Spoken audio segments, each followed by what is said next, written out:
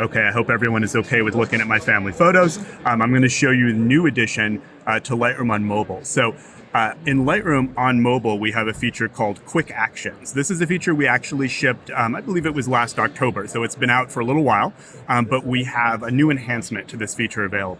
So Quick Actions is accessed through the Actions button right here.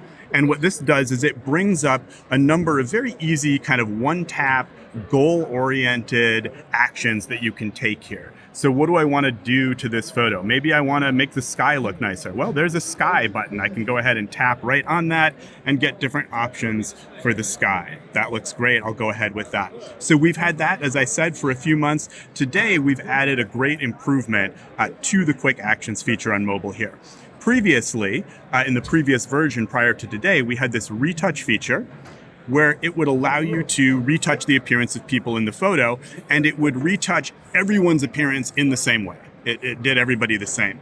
The improvement that we have available here today is that now you can target individual people within the photo. So if I want, I could target these edits at everyone. You can see all is selected right now. But in this case, I'd say this guy over here, that's me, he probably needs a little more help. So I'll just tap on me down here, and you can see it kind of zooms up to show me just the area of the photo that I'm working on.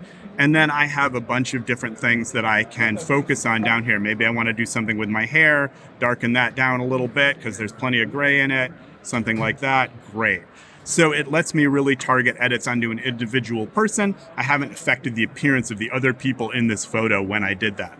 If I want to do a clothing edit, you'll see that it zooms out to show me my clothing as well. And then I can go ahead and do an enhance on that clothing if I want to do something there. So really nice addition to the Quick Actions feature that lets you target these easy one-tap retouch adjustments to individuals within the photo as opposed to applying the edits globally to all the people in the picture.